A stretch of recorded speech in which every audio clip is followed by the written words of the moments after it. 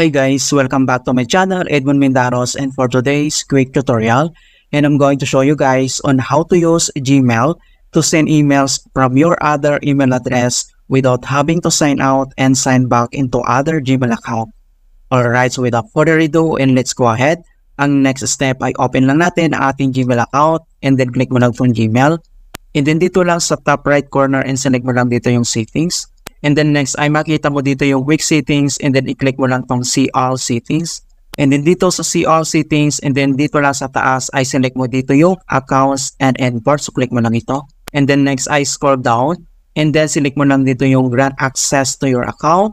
And then next ay kailangan mo lang i-click tong add another account. Okay, so i-click mo lang ito. And then pop up ito mga kaibigan ang Gmail grant access to your account. And then next ay kailangan mo lang mag-enter dito ng isang email address para mag-grant. So for example tayo. Okay, so once nakapaglagay ka na ng email address dito and then click mo lang tong next step. And then are you sure? So basahin mo lang yung informations dito. So you are about to grant this email address to access to your mail. And then click mo lang tong send mail to grant access. Click mo lang ito. Alright, so granted. And then next step dito ay puntahan lang natin yung email address na nilagay natin. Okay, so open lang natin yon and then click mo lang itong Gmail. And then makita mo dito sa ating inbox, so click mo lang ito. So granted your access to their Gmail account.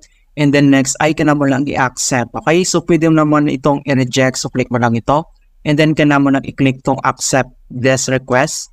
And then makita mo dito yung confirmation, so ka na mo lang i-click itong confirm, so click mo lang ito. And then confirmations success. Alright, so nag-run na siya.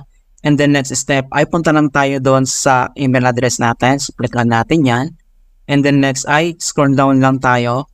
And then makita mo dito yung ating account. So grant access to your account. Makita mo na dito mga kaibigan. Andito na siya. Alright, so ganoon lang po kasimple mga kaibigan kung paano natin gamitin ang Gmail to send from your other email address.